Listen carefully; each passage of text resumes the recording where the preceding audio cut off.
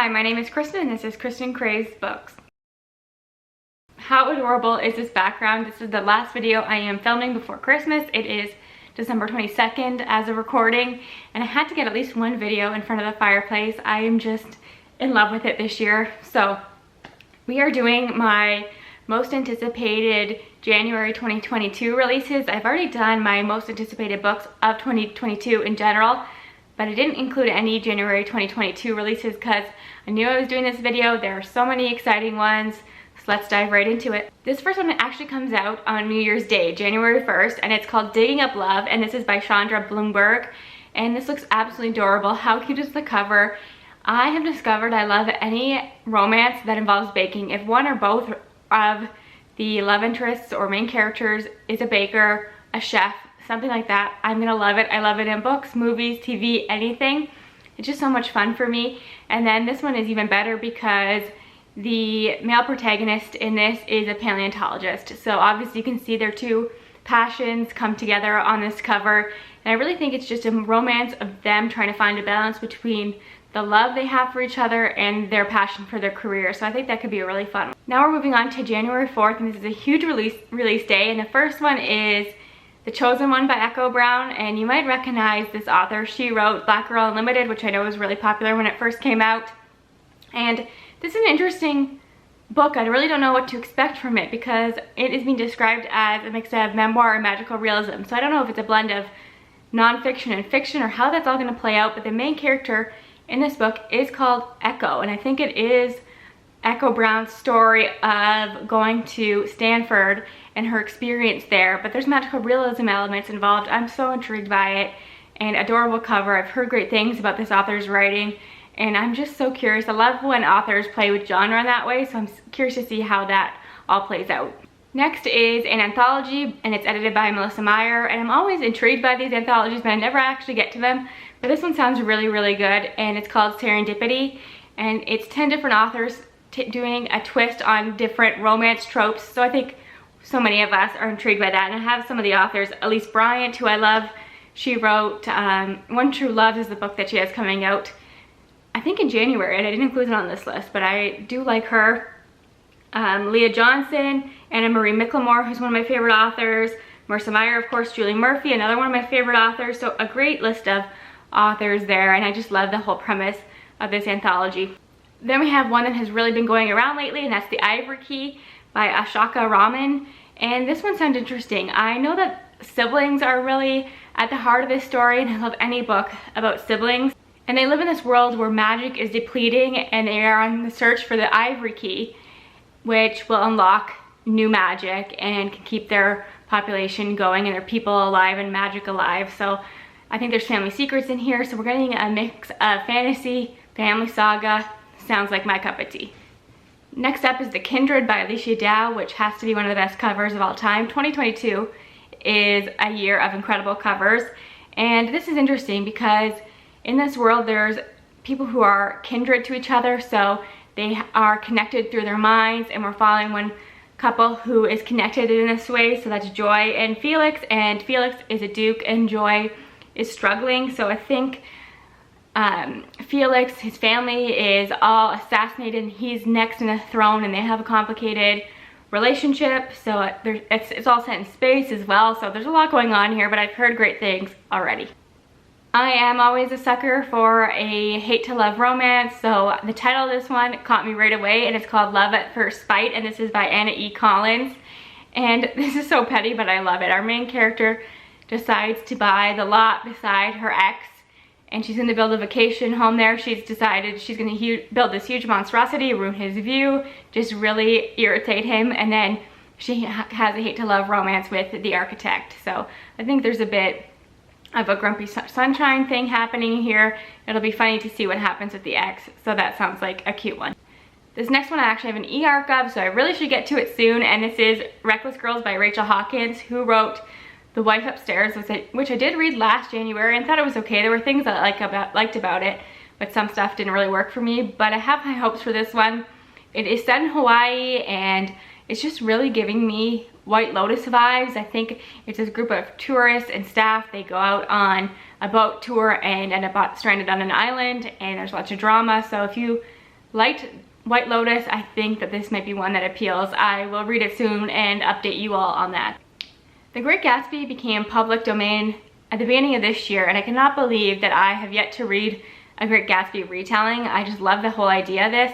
So the one that I'm going to read first is Beautiful Little Fools by Gillian Cantor, and this follows the three women from the story, Daisy, Jordan, and Catherine, after Gatsby is found dead in the pool. So that's a spoiler if you've never seen Great Gatsby or read the book. But so those three women are all suspects in his death, so we're getting that story afterwards, which is just amazing. And I love the idea of putting the women at the forefront of the story, because the male characters in that book, as much as I love that book, the male characters in that book are terrible.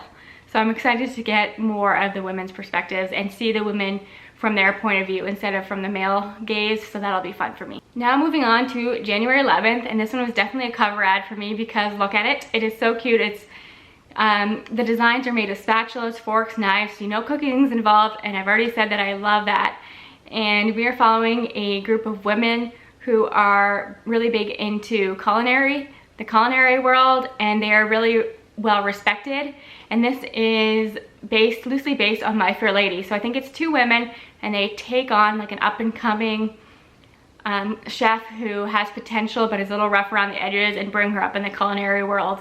So I think this sounds amazing, and it's set in 1830s England if you didn't get that vibe from the cover alone. This next one is one I know so many of us are excited about, and that's The Daughter of the Goddess Moon. And this is following a young girl who is on a quest to save her mother. I think there's forbidden magic, or magic that she wasn't even aware that she had. And she kind of trains under the Emperor's son, so on a quest to save her mother. So I think it's going to be beautiful. I've heard great things already, and I really hope it lives up to that stunning cover. A Flicker in the Dark by Stacey Willingham is a book that's already getting a lot of attention. I have a feeling it's going to be a huge thriller next year. And we're following a young girl whose father is arrested for being a serial killer. He's killing young women. And then we jump 20 years later where she is now a psychologist, and in the town she lives in, young girls are starting to go missing. And so she's has some trauma from her past. She's trying to connect everything together. I've heard brilliant things. I have high hopes for that one. Now, Rachel Lynn Solomon is an author I have been wanting to read from for ages. I know so many people love her books, but I'm really most intrigued by Weather Girl, which is coming out in January. And I just love the idea that the main character is a meteorologist. I don't know why that intrigues me so much. But the premise of this one is giving me Set It Up vibes, if you've seen that on Netflix, where these two characters come together to kind of fix the relationship between their bosses, and then they fall in love. So that could be really, really fun. I've heard incredible things about Rachel Lynn Solomon, and just something about me, this one tells me I'm gonna love it. The last one coming out January 11th is actually a sequel to a book that I own but haven't read. So the sequel is Ashes of Gold by J. Al, and the first book is Wings of Ebony. So I don't know too much about the sequel, obviously, or the first book, but I just want to put that out there because I am excited about, I believe it's a duology, so now that this one's coming out, maybe I will read them back to back. Then we have two for January 18th, and one is actually a nonfiction, and I need to prioritize nonfiction in 2022, and this is probably the one I'm most excited for, and that's called Admission, a memoir of surviving boarding school, and this is by Kendra James. So Kendra James went to a primarily white boarding school when she was a teenager, and now she, as an adult, works at that boarding school as a diversity recruiter. So she's kind of fighting with her job and her position and whether this is the best place for people of color and how they are treated at this school even all these years later, how much has changed. So I think it'll be an interesting reflection on her time as a student versus her time as an employee. So I have a really good feeling about that one.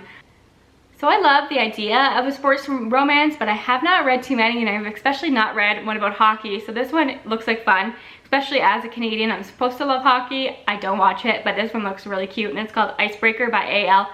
Graziadei. And this is just a sports romance between two hockey players who are both competing in the same league. And I think what does it say here? This is a story about falling in love, finding your team on and off the ice, and choosing your own path. So I think this is going to be adorable. And then the last one, which comes out January 25th, is The Red Palace by June Her. And again, I've been seeing great reviews of this one already. I see so many people on Twitter talk about this and I get so envious. And I'm just gonna read you the tagline here. It says, "To enter the palace means to walk on a path stained in blood." So if that doesn't intrigue you right away, I don't know what will. And this is set in Korea in the 1700s, which is definitely a time period and a place I have not read too much about. And I believe that this is a mystery where 4 women are murdered and our main character's friend is a prime suspect and she's kind of forcing the police to look in another direction. So that sounds intriguing. And again, great cover. I've heard so much buzz about this already. So those are all the ones that are on my radar. I really want to prioritize backlists in 2022, but it's so hard not to get distracted by these shiny new releases. And these do all sound fantastic, so I'm sure I will get to a lot of them. But I'm sure I'm also missed a lot, so if there are any January 22 releases that you're excited about that I didn't talk about, please let me know in the comments. Thank you so much for watching. I'll talk to y'all soon. Bye for now.